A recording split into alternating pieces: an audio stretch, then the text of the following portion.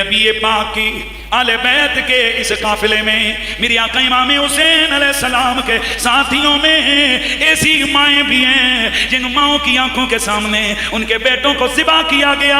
ارے دیکھو دیکھو حضرت سیدہ زینب ان کی آنکھوں کے سامنے ان کے دو لال حضرت انو محمد کو شہید کیا گیا. حضرت سیدتنا حضرت سیدہ ام البنین مولا علی کی بیوی ہے میرے آقا حسین ابن علی کی والدہ. آپ کی آنکھوں کے سامنے آپ کے 3 بیٹے حضرت غازی عباس اور ان کے 2 بھائیوں کو شہید کیا گیا. حضرت سیدنا عبداللہ بن علی، حضرت سیدنا ابو بکر بن علی، حضرت سیدنا عمر بن علی، یہ میرے آقا امام حسین کے 3 سگے بھائی ہیں. ان کی والدہ حضرت سیدہ لیلا بنت مسعود کے سامنے شہید کیا گیا. حضرت سیدہ نرگس یا رملہ کے سامنے سیدنا قاسم بن حسن کی شہادت ہوئی. حضرت سیدہ رباب کے سامنے حضرت علی اصغر کی شہادت ہوئی. حضرت سیدہ رقیہ بنت علی کے سامنے ان کے بیٹے عبداللہ بن مسلم کی شہادت ہوئی. حضرت ام باب کے سامنے عبداللہ بن عمیر کی شہادت ہوئی. حضرت عبدہ بنت عمر بن جنادہ کے سامنے ان کے بیٹے حضرت محمد بن ابی سعید بن عقیل رضی اللہ تعالی عنہ کی شہادت ہوئی. سیدہ حضرت سیدہ رباب کے سامنے حضرت سیدہ رباب کے سامنے ان کے لخت جگر کا لاش آیا. لیکن حیرت کی بات یہ ہے ان ماؤں نے وہاں پر نہ کرے بان چاک کیے نہ چہروں پہ تھپڑ مارے بلکہ صبر و رضا کی ایسی تصویریں بن گئیں گویا اپنے انداز حال سے یہ سبق دے رہی ہوں اور یہ کہہ رہی ہوں کہ جس حال میں تو رکھے وہ حال گوارا ہے. جس حال میں تو رکھے وہ حال گوارا ہے. اتنا تو یہ تو کہہ دے یہ بندہ ہمارا ہے. اتنا تو یہ تو کہہ دے یہ بندہ ہمارا ہے. میرے نبی سے پیار کرنے والوں حسین ابن علی کا جگرا کیا ہے، حسین ابن علی کی جرت کیا ہے، حسین ابن علی کی سخاوت کیا ہے. اپنے ہاتھوں سے اپنے 7 بھائیوں کے لاشیں اٹھائے، اپنے ہاتھوں سے 7 بھائیوں کے لاشیں اٹھا کر ایک ترتیب میں رکھے. ابو بکر بن حسن بن علی، بشر بن حسن بن علی، عبداللہ بن حسن بن علی، عمر بن حسن بن علی، قاسم بن حسن بن علی، 5 سگے بھتیجوں کی لاشیں اپنے ہاتھوں سے اٹھا کر ترتیب میں رکھی. حضرت عون حضرت محمد سگے بھانجے ہیں اور سگے بھانجوں کی لاشیں امام نے اپنے ہاتھوں سے اٹھا کر ایک ترتیب میں رکھی اور انہی ہاتھوں نے 6 مہینے کے لیے اصغر کو بھی سنبھالا. دوستان گرامی ذرا توجہ سے سننا ہے. لوگ کہتے ہیں کربلا میں ایسا کیا ہو گیا کہ صدیاں بیتی ہیں ابھی غم ختم نہیں ہوا. صدیاں بیت گئی ہیں، یوں لگتا ہے کہ یہ ظلم اس دھرتی پر کل کل ہوا ہے. اصل یار وہ امتحان ہوا ہی اتنا بڑا ہے کیونکہ بندہ کون ہے؟ نبی کے کندھوں پہ سواری کرنے والا. بندہ کون ہے؟ مصطفیٰ جسے اپنی جان کہتے ہیں، مصطفیٰ جسے اپنا بیٹا کہتے ہیں، جنتی جوانوں کا سردار ہے. کئی لوگ کہتے ہیں کہ جناب والا بندے تو اور بھی شہید ہوئے. جناب ایسا ہوتا ہے یہاں ایک واقعے میں 250-250 مزدور ہلاک ہو جاتے ہیں، شہید ہو جاتے ہیں، ان کی نیوز تک ٹکٹ تک نہیں چلتی اور محترمہ کی پاؤں میں موچ آنے پر 2 گھنٹے نہیں 2 دن T V channel breaking news دے رہے ہیں. کیوں؟ کیونکہ ملک کے سب سے بڑے چور کی بیٹی ہے، اس لیے اس کے لیے یہ خبریں چلتی ہیں. یار چلو دنیا کے عہدے میں وہ ایک بڑا بندہ ہے، اس کی بیٹی ہے، لہذا خبر بھی تو بڑی ہے. اور جب ایک کسی سیاسی لیڈر کی بیٹی کے پاؤں میں موچ آئے وہ لوگوں کے لیے بڑی اٹریکٹ کرنے والی اور ان کو ہلانے والی ہے. تو ذرا خود بتا، جو والی کائنات ہے، جو مالک کائنات ہے، جو باعث تخلیق کائنات ہے، ارے جس ذات کو وہ اپنی جان کہتے ہیں، اپنا جگر کہتے ہیں، اپنی آنکھ کا تارا کہتے ہیں، اپنے دل کا چین کہتے ہیں، انہیں اس بے دردی کے ساتھ میدان کربلا میں انہیں اور ان کے ساتھیوں کو شہید کیا گیا. تو تیرا کیا خیال ہے وہ جس وزیر اعظم کی بیٹی پہ کوئی سختی آئے صرف اس ملک میں احتجاج ہوتا ہے نا؟ کیا کبھی ایسا ہوا کہ پاکستان کے وزیر اعظم کے پتر کو تکلیف ہو یہاں کے علاوہ باہر انڈیا میں بھی درد پہنچے؟ نہیں پہنچتا. کہتے ہیں یار یہ ان کا مسئلہ ہے. تجھے پتہ ہے کہ یہ پوری دنیا میں حسین کے نام کا درد کیوں ہے؟ کیونکہ یہ ساری دنیا میں حکومت حسین اور حسین کے بابا کی.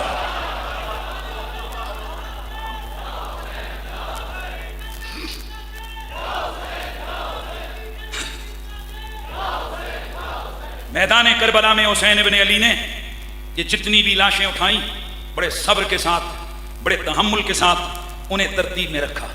لیکن چشم فلک یہ دیکھ کر حیران ہے.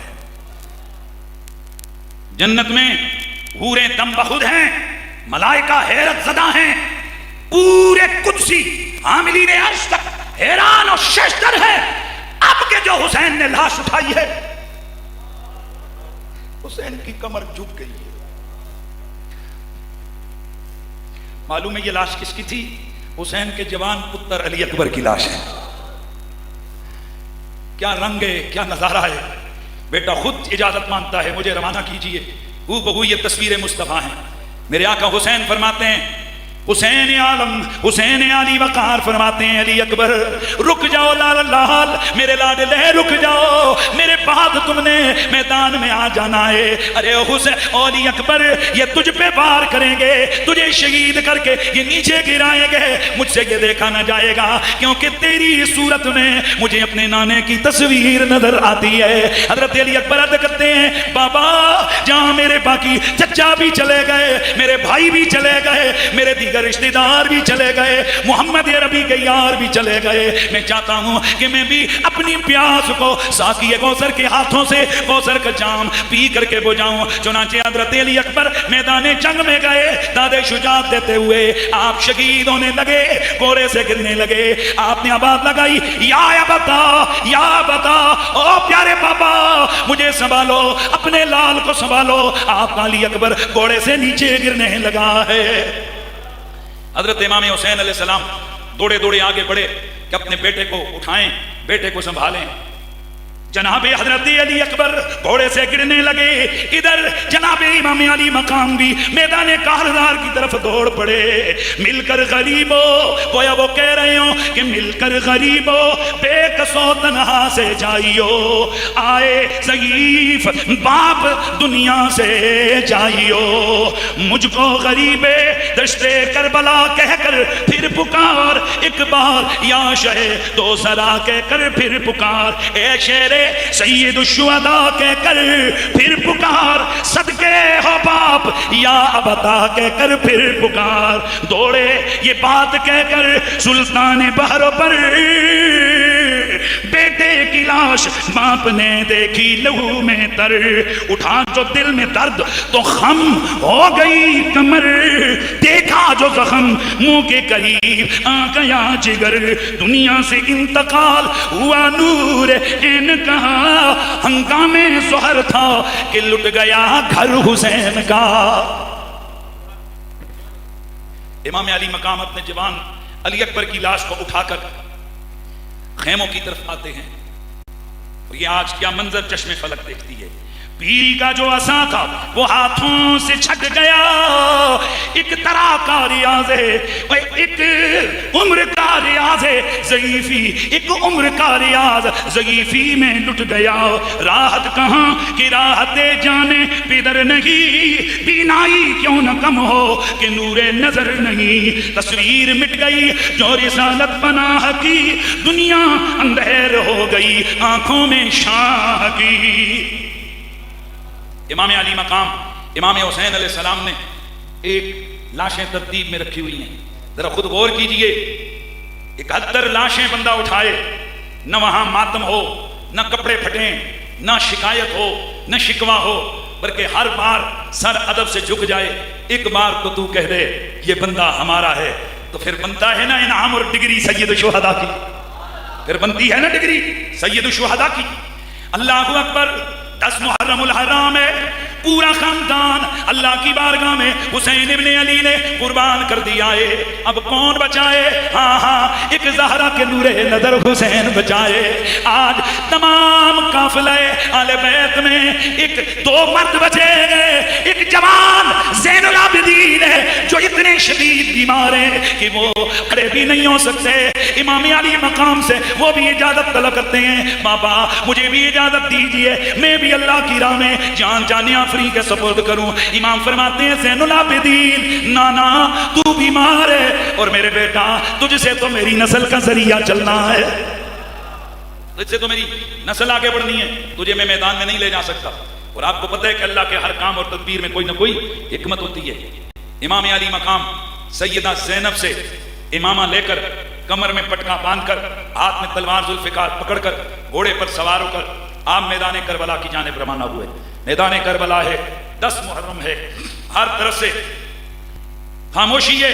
امام علی مقام سب سے پہلے گھوڑے پر سوار ہو کر ان یزیدیوں کے سامنے گئے اور جا کر آپ نے خطبہ دیا، فانصبونی فانظروا من انا، او میرا نسب جانتے ہو میں کون ہوں، مجھے دیکھو میں کون ہوں، ثم راجعوا انفسکم فاعتبروها وانظروا هل يحل ويصلح لكم قتلي وانتهاك حرمتي، پہلے میرا تعارف سنو پھر اپنے دل سے پوچھنا کہ کیا میرا قتل اور میری بے حرمتی جائز ہے تمہارے لیے۔ سن لو میں حسین بن علی ہوں۔ اور پھر آپ نے استفہام کے طور پر سوال کیا، آپ نے فرمایا الست ابن بنت نبیکم، کیا میں تمہارے نبی کی بیٹی کا بیٹا نہیں ہوں، و ابن مسیح، کیا میں ان کے چچا دار علی شیر خدا کا بیٹا نہیں ہوں، کیا میں اول المومنین کا بیٹا نہیں ہوں، کیا میں پہلے نبیوں کی تصدیق کرنے والے حیدر کرار کا بیٹا نہیں ہوں، اب لیس حمزہ تو سید الشہداء ابھی، کیا سید الشہداء امیر حمزہ میرے بابا کے چچا نہیں ہے؟ کیا امیر حمزہ سید الشہداء میرے چچا میرے بابا کے چچا نہیں ہیں؟ اور کیا حضرت جعفر شہید طیار جو جنت میں جنتی پرندوں سے اڑتے پھر رہے ہیں ان کے ساتھ، کیا وہ میرے چچا نہیں ہیں؟ اور کیا تم نے یہ حدیث نہیں سنی رسول اللہ سے کہ حضور نے مجھے اور میرے بھائی حسن کو جنتی جوانوں کا سردار قرار دیا؟ جب یہ خطبہ دیا تو پورے میدان کربلا کے اندر کا عالم خاموشی طاری ہو گئی، لوگ کانپنے لگے۔ عمرو بن سعد نے جب یہ دیکھا تو شمر سے کہنے لگا، شمر یہ میں کیا دیکھ رہا ہوں، جنگ جیتنے کے قریب ہے، یہ لوگ کیوں خاموش ہو گئے؟ شمر کہنے لگا حسین کا خطبہ ان کو ڈرا رہا ہے۔ عمرو بن سعد چونانچہ آگے آیا، کہنے لگا حسین اپنے حسب نسب پہ ناز نہ کر، ہمیں اپنے نسب کا تانا نہ دے، ہمیں اپنے نسب کی دھونس نہ جما، جانتے ہیں ہم تو کون ہے۔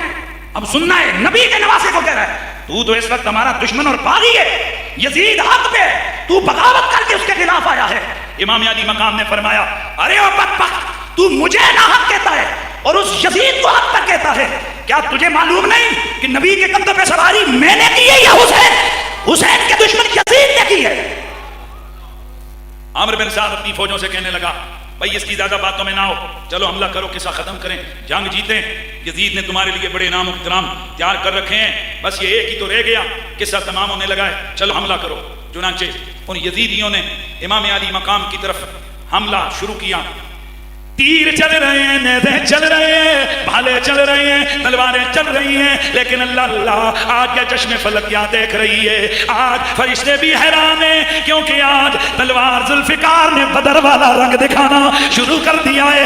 احد والی کاٹ اس تلوار ذوالفقار نے دکھانا شروع کر دی ہے۔ جدھر جدھر میری آقا کا یہ نواسا تلوار لے کر گھومتا ہے، کشتوں کے پشتے لگتے ہیں، پشتوں کے پشتے لگاتے ہوئے امام علی مقام ان کی صفوں کو الٹتے ہوئے آپ آگے بڑھتے ہوئے نیرے فرات تک پہنچ گئے۔ اپنے گھوڑے سے اترے، نیچے اتر کر آپ نے اپنے چلو میں پانی کو بھرا، اپنے منہ کی طرف لے کر آئے۔ عمرو بن سعد چلایا، کہنے لگا او شمر، اگر ایک گھونٹ حسین نے پی لیا ہماری ہلاکت کے لیے کافی ہے۔ چنانچہ ایک ازلی بدبخت نے نشانہ لے کر تیر مارا، تیر آپ کے منہ میں لگا، جس سے وہ سارے کا سارا پانی خون سے بھر گیا۔ آپ نے پانی نیچے پھینکا، اوپر دیکھ کے مسکرائے کہ میں اپنے نانا کے ہاتھوں سے جام کوثر سے روزہ افطار کروں۔ چنانچہ امام علی مقام آپ نے کیا کیا کہ کنارے ہوئے، اور کنارے ہو کر ابھی بیٹھے ہی تھے کہ اتنے میں 3 ازلی بدبخت آئے۔ سنان بن انس نے زور سے نیزہ مارا آپ کی کمر مبارکہ میں، اور ایک ازلی بدبخت نے آپ کو تلوار ماری، اور اتنے میں شمر آگے بڑھا اور آپ کو گرا دیا۔ امام علی مقام آپ نے فرمایا شمر ذرا رک جا، تو نے مجھے شہید تو کرنا ہے، لیکن میں چاہتا ہوں کہ جب تو میرا سر کاٹے تو میرا سر سجدے میں ہو، میرا سر سجدے میں ہو۔ چنانچہ اللہ کی شان دیکھیے، آج کئی لوگوں کو امام علی مقام کے اس سجدے کے اندر وضو کے مسئلے یاد آ گئے. وہ کہتے ہیں کہ جی یہ نماز کا سجدہ نہیں تھا, یہ ایویں ہی سجدہ تھا, یہ سجدے کی نقل تھی, کیونکہ ان کا تو وضو ہی نہیں تھا, اور بے وضوء تو سجدہ نہیں ہوتا. ارے اب کہاں کی بات کر رہے ہو؟ یہ شہید اعظم ہے, اور شہید کا خون ناپاک نہیں پاک ہوتا ہے. سوال تو یہ ہے, تمہاری یہ تحقیقیں صدیوں سے جو اکابر کی تحقیقیں ہیں ان سے ٹکرا رہی ہیں. اکابر لکھتے رہے, سجدے میں سر کٹایا حسین ابن علی نے, اور آج آپ قوم کو یہ بتا رہے ہیں کہ یہ جیلی سجدہ تھا, یہ سجدے کی نکالی تھی. رب کی قسم, ہم جیسے کروڑوں کی زندگی کی نمازیں ایک پلڑے پہ, حسین کا آخری سجدہ دوسرے پلڑے پہ. رب کی قسم حسین کے سجدے کا مقابلہ کروڑوں لوگوں کے تہجد گزاریاں بھی نہیں کر سکتی ہے. اپنے اپنے نصیب کی بات ہے. ہمارے نصیب میں حسین ابن علی کی وفا ہے, ہمارے نصیب میں حسین ابن علی کا پیار ہے. جناب امام علی مقام آپ سر سجدے میں رکھے ہوئے تھے کہ اس ازلی بدبخت شمر لعین نے اپنا خنجر نکالا اور امام علی مقام کے سر کو تن سے جدا کر دیا. انا للہ و انا الیہ راجعون. دوستان گرامی, آج یہ جو کربلا میں گلہ کٹا ہے تو یہ گلہ نہیں کٹا, میرے نبی کی بوسہ گاہ کی حرمت پامال کی گئی ہے. میرا نبی اس گلے پہ بہارا بوسے دے چکے تھے. آج حسین ابن علی کا جو سر زمین پہ رکھ کے کاٹا گیا, جس سر کو نیزے پہ چڑھایا گیا, نیزے پہ اٹھایا گیا, یہ وہ سر ہے کہ جس سر کو میرا نبی چوما کرتے تھے. میرا نبی اس سر کو چوما کرتے تھے. یزیدیوں نے سر انور کو کاٹ کر نیزے پہ بلند کیا, اور قاتل امام علی مقام شعر پڑھنے لگا کہ آؤ میرے گھوڑے کو سونے سے بھر دو, کیونکہ میں نے عرب کے شعر کو ہلاک کیا ہے. آؤ آؤ مجھے سونے اور چاندی کا انعام دو, کیونکہ میں نے اتنا بڑا کام کیا. اس کی اپنی فوج میں سے ایک بولا, کہنے لگا یہ شعر نہ پڑھ, کیونکہ تو نے محمد کے نواسے پہ خنجر چلایا ہے. یہ پریشان ہو گیا, اور بعد میں آپ کو پتہ ہے کہ اس ظالم کے حق میں اور نصیب میں ذلت و رسوائی کے سوا کچھ بھی نہیں آیا. بہرحال امام علی مقام کی شہادت ہوئی تو ان ظالموں کا ظلم ابھی ختم نہیں ہوا. یوں لگتا ہے کہ ظلم نے تو ابھی انگڑائی لی ہے. امام علی مقام آپ کے شہادت کے بعد عامر بن سعد کے حکم پر جتنی بھی شہداء کی لاشیں تھیں ان ساری لاشوں کو گھوڑے دوڑا کر پامال کیا گیا, جس سے شہیدوں کے جسم پھٹ گئے, ان کی ہڈیاں چور چور ہو, ان کے جسموں کے اوپر گرد. اور آپ سمجھ سکتے ہیں کہ سینکڑوں ہزاروں گھوڑے جب لاشوں پر دوڑائے جائیں تو پھر ان لاشوں کا کیا رہتا ہے. اتنی بے حرمتی کر کے شمر کہنے لگا آگے بڑھو, بادشاہ رہا ہے اس کا باپ, حاکم رہا ہے, اس کا بھائی بھی حاکم رہا ہے. آؤ آؤ حملے کرو, حملہ کرو اور خیمے لوٹتے ہیں, کیونکہ اتنا انعام شاید یزید نہ دے جتنا ہمیں یہاں سے مل جائے گا. اللہ اکبر. یہ دندناتے ہوئے درندے آل محمد کے خیموں کی طرف بڑھے. سیدہ زینب نے آواز دے کے فرمایا ارے بدبختو کیا کرنا چاہتے ہو؟ تمہیں معلوم نہیں کہ یہ محمد کی آل بیت کا گھر ہے, ان کے خیمے ہیں, یہاں مخدرات ہے, مخدرات رسول اللہ کا گھرانہ ہے. ہم تطہیر والے ہیں, ہم آیت مبدت والے ہیں. کیا تم نے کلمہ نہیں پڑھا؟ اور یہ کام تو کوئی کافر بھی نہیں کرتا کہ وہ بچوں اور عورتوں کے اوپر ظلم کرے. شمر کہنے لگا زیادہ باتیں مت کرو. چنانچہ انہوں نے جیسے ہی خیموں کے اندر لوٹ مار کی, حضرات تاریخ دان لکھتے ہیں جس خیموں کو لوٹتے اندر جب بکسوں کو کھولتے سونا چاندی تو نہ ملتا, البتہ قرآن ضرور ملتا. یہ بدبخت انہوں نے ہر صندوق میں سے, ہر سامان میں سے جب قرآن کے نسخے برآمد ہوتے دیکھے تو یہ دامتی اس قدر سر پھرے ہوئے تھے کہ انہوں نے اٹھا کر قرآن کو پٹکا. یہ قرآن کی توہین عیسائیوں یہودیوں نے بعد میں شروع کی ہے, ان یزیدیوں نے پہلے کی ہے. چنانچہ انہوں نے آل محمد کے غصے میں آ کر خیموں کو آگ لگا دی. سارے آل بیت کے افراد ایک خیمے کے اندر دوڑ کے چلے گئے, ساری عورتیں بچیاں. اب آپ سوچ سکتے ہو یہ کون ہے؟ یہ نبی کے گھرانے کی بچیاں ہیں. شمر آگے آیا, حضرت زینب سے کہنے لگا جتنا مال دولت ہے ہمارے حوالے کر دو ورنہ ہم کوئی رعایت نہیں کریں گے. سیدہ مسکرائیں. آپ نے فرمایا او اللہ کے بندے ہو, او بدبخت, او شمر, آل محمد نے سونا جمع نہیں کیا, آل محمد نے قرآن سے رشتہ جوڑا ہے. ہمارے گھر میں تجھے سوائے قرآن کو کچھ نہیں ملے گا. حضرات بالآخر ان بدبختوں نے بدبختی کی یہاں تک انتہا کی کہ سیدہ سکینہ کے کانوں میں لٹکی ہوئی سونے کی بالیوں کو اس طرح زور سے کھینچا کہ جس سے سیدہ کے کان زخمی ہو گئے اور بالیاں نکلی اور ان کے کانوں سے خون بہنے لگا۔ یہ ہیں وہ بدبخت، یہ ہیں وہ یزیدی، یہ ہیں وہ ظالم کہ جنہوں نے سرکار کی اہل بیت کی حرمت کو اس طرح سے پامال کیا۔ اب قیدی بنایا گیا قافلہ اہل بیت کو، اور جس وقت سیدہ زینب اور باقی قافلہ اہل بیت یہ ان لاشوں کے قریب سے گزرے تو کٹی پھٹی لاشیں دیکھ کر حضرت سیدہ زینب نے وہ تاریخی کلام اور صدا لگائی کہ جس کو پڑھ کر اور سن کر صدیوں بعد بھی کلیجے پھٹنے کو آتے ہیں۔ حضرت سیدہ زینب آپ نے آواز لگائی، یا محمد یا محمد صلی علیک اللہ و ملائکۃ السماء، اے میرے نانا، اے میرے نانا، ذرا دیکھیے آپ پر اللہ اور فرشتوں کا درود ہو، ذرا دیکھیے ہم پر کیا بیتی ہے۔ ھذا حسین بالعراق، یہ میرا پیارا بھائی حسین اس دشت کربلا میں ہے، مرمل بالدماء، جس کے اوپر خون کی چادر پڑی ہوئی ہے۔ مرمل بالدماء، مقطع الاعضاء، اس کے اعضاء کٹے ہوئے ہیں، اس کے جسم پھٹے ہوئے ہیں۔ مقطوع الاعضاء فی مقطع الاعضاء، یا محمدہ یا محمدہ، اور پیچھے سے انہوں نے کوڑے مارے، چلو آگے بڑھو۔ سیدہ نے آل بیت کی ان عورتوں کو دیکھا قیدی بنائی گئی ہیں تو آپ نے فرمایا وَبِنَاتُكَ السَّبَايَا وَذُرِّيَّتُكَ الْقَتْلَى، یا رسول اللہ ذرا دیکھیے آپ کی یہ اولاد قیدی بن گئی ہے اور آپ کی اولاد کے یہ پھول کٹے ہوئے پڑے ہیں۔ تسوی علیہم الصبا، یا محمدہ یا محمدہ، ہوا ان کے بے غور و کفن لاشوں پر ہوا اڑا کر انہیں کفن دے رہی ہے، ادھر کوئی کفن دینے والا نہیں۔ اے نانا جان آپ کی دعائی ہے، آپ کی دعائی ہے۔ حضرات گرامی، یہ ظلم ہے جو کربلا میں ہوا، اور قیامت تک جب بھی 10 محرم الحرام آئے گا ہر دل والا، ہر ایمان والا اس ظلم پر صدائے احتجاج بلند کرے گا۔ اور یہ جو آج یاد حسین میں ہمارا تڑپنا ہے اور یزیدیوں کے خلاف ہمارا نفرت کرنا ہے، یہ دراصل ہمارے ایمان اور عشق رسول کا تقاضا ہے۔